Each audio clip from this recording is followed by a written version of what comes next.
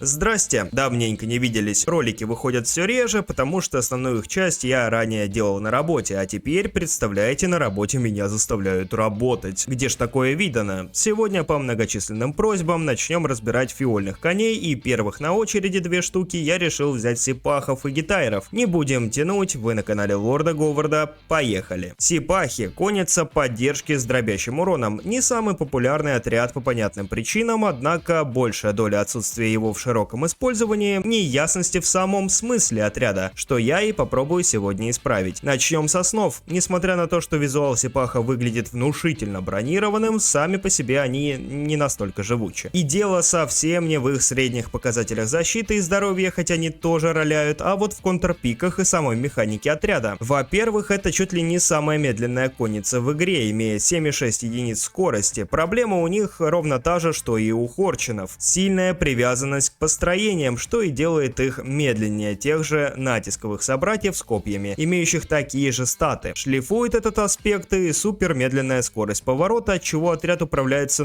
очень туго, а также сами построения, даже самое узкое из которых обладает большим расстоянием между юнитами. Пока далеко не ушли, в 90% случаев используют F2 построение, в остальных же F1. Линия не юзается вообще. Второй механический фактор кроется в кнопках отряда. Первое — натиск. От натиска, правда, там одно лишь название. Вы задаете им условно направление, куда они устремляются. Наверное, это лучшее описание. Не сказать, что они становятся быстрее. Я помню, как впервые попробовав отряд в каком-то праздничном режиме, очень удивился, что в замес с первой кнопки они у меня вошли такой вальяжной походкой. Нюанс в том, что в натиске у них открывается кнопка под названием «Одержимость», которая позволяет закончить этот натиск прыжком вперед. Сразу предупрежу, что прыжок они совершают достаточно резво, и заранее лучше наловчиться в каком-нибудь лобби. Когда вы прыгаете, не надейтесь, что вас не заденет враг, ведь хитбокс вашего отряда по сути отрывается от земли не так сильно, и его все равно задевает все на свете. Несмотря на то, что натиск сам по себе ультра короткий и длится всего 6 секунд, именно вторая кнопка в нем чуть ли не самая полезная вещь в КБ. Думаете, я шучу или сошел с ума? Послушайте, что я имею в виду. Во-первых, по приземлении с прыжка вы отбрасываете врага по большой области на секунду, кидая его на лопатки. А это уже как бы контроль, но вдобавок вы накидываете на врага, задетого прыжком, уязвимость от входящего урона на 50% на 4,5 секунды. Наблюдая за этим скиллом на практике, я делаю вывод, что эта уязвимость действует на весь исходящий урон, а не только на урон от самих сипахов. То есть ваши тиммейты и их отряды начинают наносить колоссально больше урона по врагу, задетого вашим прыжком. И это чудовищный дебаф во всех смыслах этого слова. Однако звезды должны хорошо сойтись, чтобы это реализовать, но об этом позднее. Сейчас же мы поговорим о крупаде. При прожатии этого скилла отряд поднимает коней на дыбы и начинает топтать ближайшие к себе цели, нанося урон и опрокидывая врага по небольшой области от одного сипаха. Выглядит это супер круто, эпичности придает и то, что сипахи абсолютно неуязвимы в этом скилле к контролю, к тому же длится она достаточно долго. В совокупности эти два скилла дополняют друг друга, а также являются не только сугубо атакующими, но и помогут подсейвить ваш отряд, если поймете, что пахнет жареным. Так, например, прыжком вы можете выпрыгнуть из замеса, а крупаду прожать и сбросить, если видите, что враг на вас насел контролем. Стоит отметить, что прыжок срабатывает не в ту сторону, куда вы направили натиск, а в ту, куда смотрят сипахи в момент прожатия. Так почему же эти скиллы способствуют малой живучести отряда? Да все просто. После прыжка, если вы хоть на секунду замедлите, отряд будет стоять или куда-нибудь обязательно упрется, а скорость поворота не даст ему быстро уйти. Прожав же крупаду, они и вовсе расползутся по замесу, где часто оказываются в меньшинстве и погибают под градом противника. Не будем забывать, что эти скиллы заставляют их задерживаться в замесе, а для любой конницы это самый неприятный исход. Но разраб постарался это пофиксить. Вы можете наблюдать, что сипахи начинают мигать в крупаде. В момент мигания они ловят повышение защиты на 20% на 1 секунду. Это свойственно не только для самой крупады, где данная опция вшита в описание, но и без прожатия скилла. Объясняется это пассивной способностью спокойствия под огнем, которая гласит, что при первом получении урона отряд повышает защиту и скорость на 10 секунд. секунд. Но действует данная пассивка только один раз. Сбросить же счетчик применения может юз способности Крупада. Еще одна примечательная пассивка «Охотники за головами» позволяет Крупаде наносить повышенный урон героям, по ощущениям процентов на 10, а если вражеский герой загнется под этой способностью, сипахи и вовсе увеличат весь исходящий урон на 30% на короткое время. Упомянем и мастерство, которое на первый взгляд дает незначительные механические бафы, однако является обязательным для прокачки, так как добавляет необходимые статы и приятные эффекты. Ветка прокачки по смыслу верхняя рассчитана на продолжение Крупады и повышение защиты, а нижняя на урон и натиск. Но самое профитное будет, конечно же, нижняя ветка. Крупада и так длится достаточно, чтобы сипахи ее еле переживали хотя бы от одного раза, а ультиматив по низу даст для нее больше моментального урона, чем верхняя прокачка, так как ее каст происходит в короткое время после натиска. Тут же лутаем и повышение дробящего урона, к слову, единственного типа для сипахов, и здесь важно взять именно нижнюю ветку, так как сборка трактатов будет рассчитана именно на ее статы. Теперь о самих трактатах. Все трактаты в этой сборке строго обязательны, так как отряд играется без них гораздо хуже. Первый — защита 5. Это, наверное, самый сильный защитный трактат общего типа, дающий нереальные приросты. Так как урон у нас по большей мере долгосрочный, нам нужно сохранить отряд, а вкупе с пассивками самого отряда отлично выигрывает для нас время в промежутками между стаков. Следом дробящий урон, и это важно, так как низ прокачки дает неплохой буст пробития дробящего типа, именно этот трактат позволит вам выйти от среднего дамага в 1000 на средний в 1300-1500, так как ломает пороговые показатели защиты большинства отрядов от дробящего урона. Немаловажно будет и установка синего трактата Гроза отряда. Именно синего, так как на сипахах он работает почему-то лучше, чем фиольный, лишь слегка уступая пятому тиру. Почему именно так, я до конца не уверен, но этот трактат показывает себя очень хорошо почти на всех отрядах с АОЕ скиллами. Подозреваю, что 10% буст к адскому огню имеет вшитый модификатор не только на сам огонь, но и на все скиллы по области, а это в свою очередь может подсказать, что у всех подобных скиллов есть какая-то общая механика применения. Но на самом деле это больше домысел, так как фактически доказать это довольно трудно. Насчет буста урона через уличный бой, думаю, ни у кого вопросов не возникнет. Отряд играется только в картах осады, да и сам по себе трактат